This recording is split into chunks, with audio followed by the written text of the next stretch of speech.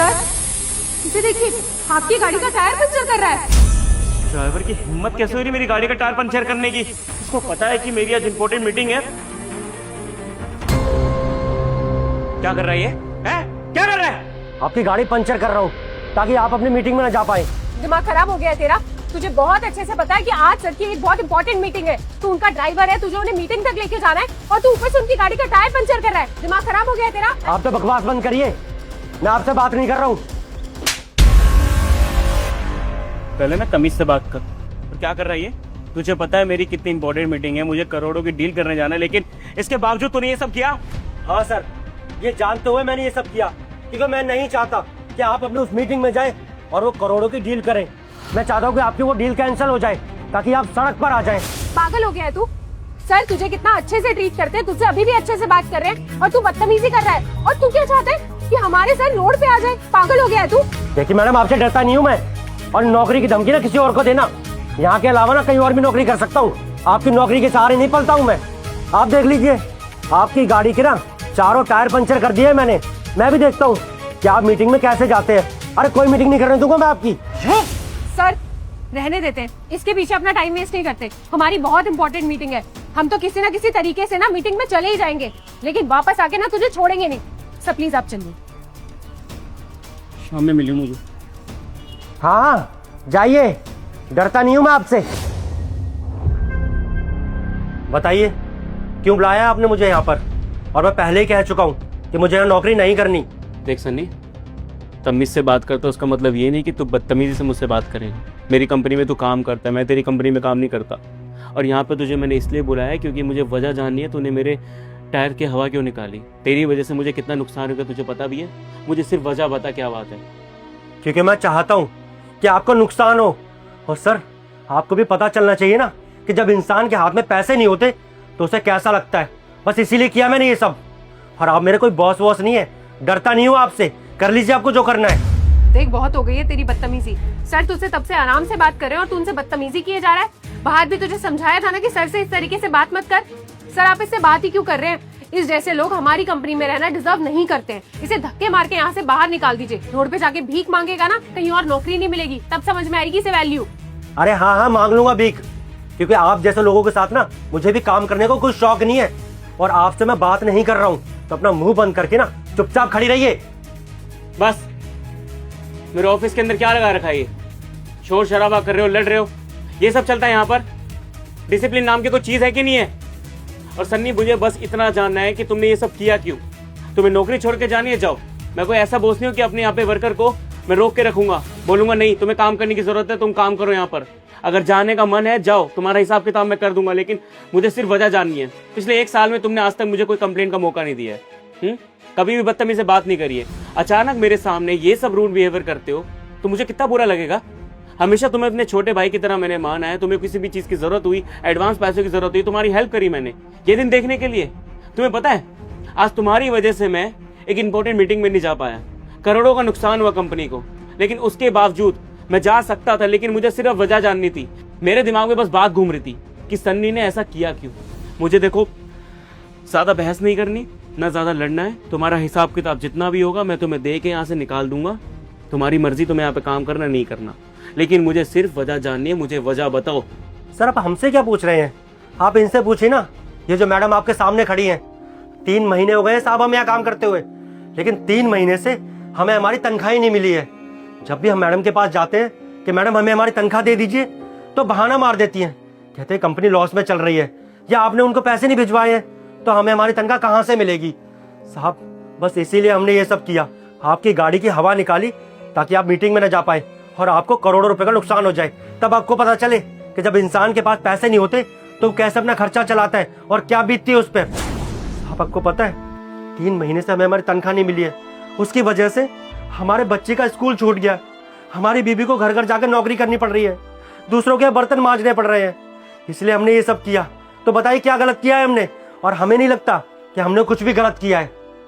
और जब हम इनके पास पैसे मांगने गए थे ना, तो इन्होंने किस तरीके से हमें धक्के मारकर बेइज्जत करके निकाला वहां से। मैडम ये 3रा महीना हो गया है, तनख्वाह कब मिलेगी मुझे? नहीं है इस महीने पैसे, नहीं मिलेगी कोई तनख्वाह, जाओ यहाँ से। देखिए मैडम 3 महीने हो चुके हैं, मैं अपना घर कैसे चला रहा हूँ, अपने बीवी बच्चों को कैसे पाल रहा हूँ, आपको अंदाजा भी है? हाँ तो तुम्हारे घर का ठेका ले रखा है क्या मैंने? और ज्यादा बकवास मत करो यहाँ खड़े होके, धक्के मार के नौकरी से बाहर निकाल दूंगी, उसके बाद मांगते रहना अपनी तनख्वाह। और मुझे ना सर ने ही बोला हुआ है कि जिस महीने पैसे ना हो ना उस महीने एम्प्लॉयज की तनख्वाह रोक लेना। जो सर ने बोला है वही कर रही हूँ मैं। अब जा रहे हैं यहाँ से या सिक्योरिटी बुला के धक्के मरवाऊं? देखिए मैडम, आप ना बहुत गलत कर रही है मेरे साथ, आप ना पछताएंगे इसके लिए। मैं जाना है यहाँ से। तो अब आप ही बताइए ना साहब, हमारे पास कोई और ऑप्शन था? क्या करते हम साहब? हम मजबूर हो गए थे ये सब करने के लिए। हम नहीं चाहते थे आपके साथ बदतमीजी करना, पर एक गरीब इंसान करे तो करे क्या साहब?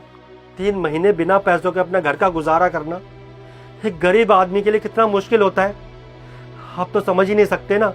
आप तो बड़े लोग हैं, कुर्सी पर बैठकर ऑर्डर देते हैं, लाखों रुपए की डील करते हैं, और इन मैडम को भी कम से कम 50 से 60 हजार रुपये महीने की तनख्वाह मिलती होगी। तो हम जैसे गरीबों का दर्द कहाँ समझेंगे? बस कहे पैसे मांगने तो ऑफिस से धक्के मार कर बेइज्जत करके निकाल दिया। साहब, हमने सोचा था कि इस महीने ना सही अगले महीने तनख्वाह मिल जाएगी, अगले महीने ना सही अगले महीने तनख्वाह मिल जाएगी। यही सोचकर हमने 3 महीने गुजार दिया यहाँ पर।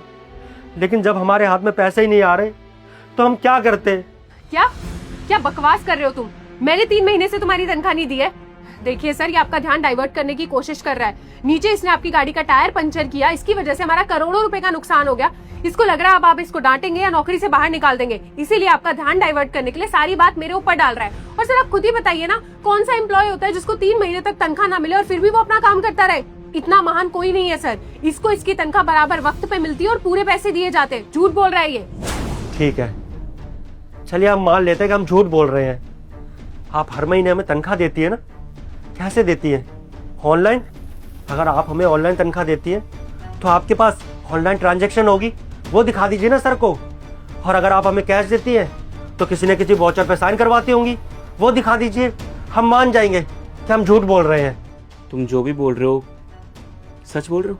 अरे नहीं सर, ये झूठ बोल रहा है। और सर आप एक बात बताइए, मैं आपकी कंपनी में पिछले 5 साल से काम कर रही हूँ, मैं आपसे झूठ बोलूंगी क्या सर? आपको बहुत अच्छे से पता है कि मेरा ट्रैक रिकॉर्ड कितना क्लीन है, मैं कितनी ऑनेस्ट और कितनी जेन्युइन एम्प्लॉय हूँ। सर आप इसकी बातों पे भरोसा कर रहे हैं? इन जैसे लोगों को मैं बहुत अच्छे से जानती हूँ, ये इनकी पैसे ऐंठने की स्कीम होती है सर। ये झूठ बोल रहा है आपसे, आप मेरी बात पे भरोसा कीजिए, मैंने इसे बराबर तनख्वाह दी है सर। सर हम एकदम सच बोल रहे हैं, आप चेक करिए ना, सारे सबूत आपको मिल जाएंगे।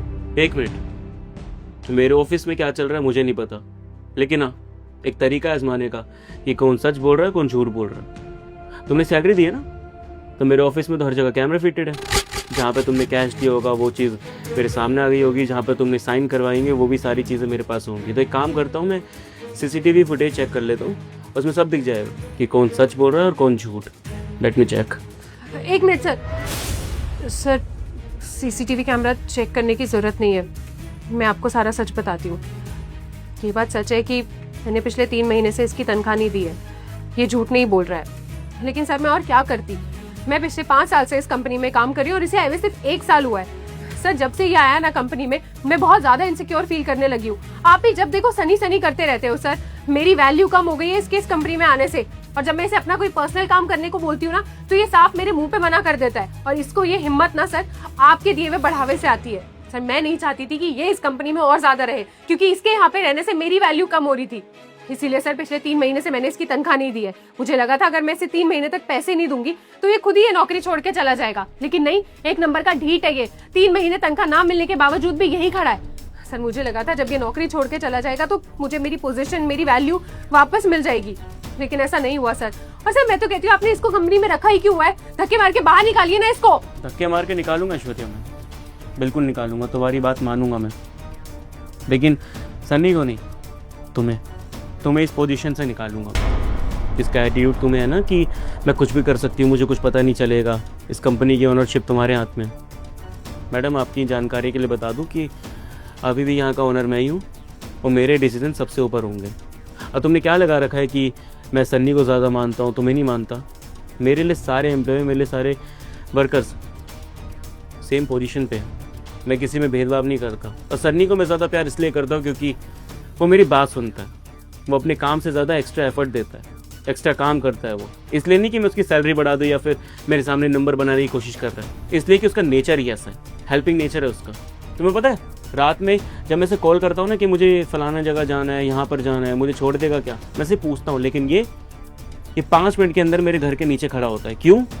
क्योंकि जानते हैं कि इसकी ड्यूटी क्या है, ये ड्यूटी से ज़्यादा एक्स्ट्रा करता है ताकि मुझे कोई दिक्कत ना हो। तो मैं इसे क्यों ना मानूँ ज़्यादा। और तुम्हें अगर आधी रात में बोल दूंगा कि कल एक असाइनमेंट देना है, शर्मा जी आ रहे होंगे, वर्मा जी आ रहे होंगे, तुम बोलती हो कि सर मेरी तबीयत ख़राब है, मैं कुछ नहीं कर सकती, मैं 2 दिन बाद काम करूँगी।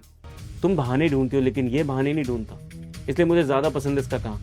लेकिन कोई बात नहीं, तुम्हें अपने तरीके से इस कंपनी को संभालना और संभाल लिया। शायद गलती मेरी है कि मैंने तुम्हें सारी जिम्मेदारी दे दी थी। मैं नहीं समझ पाता था कि मेरे पीठ पीछे तुम क्या कर रही हो, और तुम्हें ज़्यादा मैंने हक दे दिया था ना यहाँ पर चीज़ें संभालने का।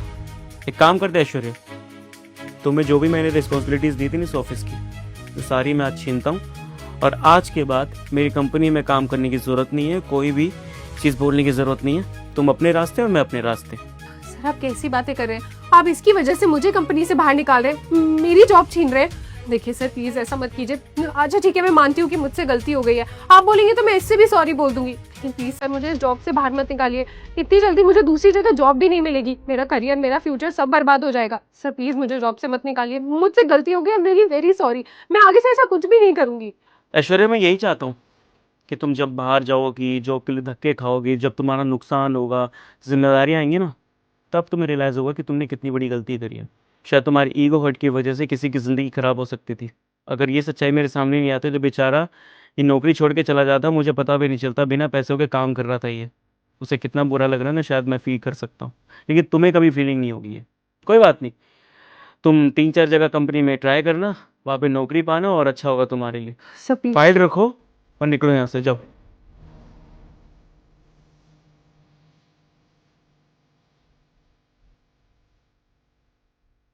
सनी, इसमें गलती मेरी है।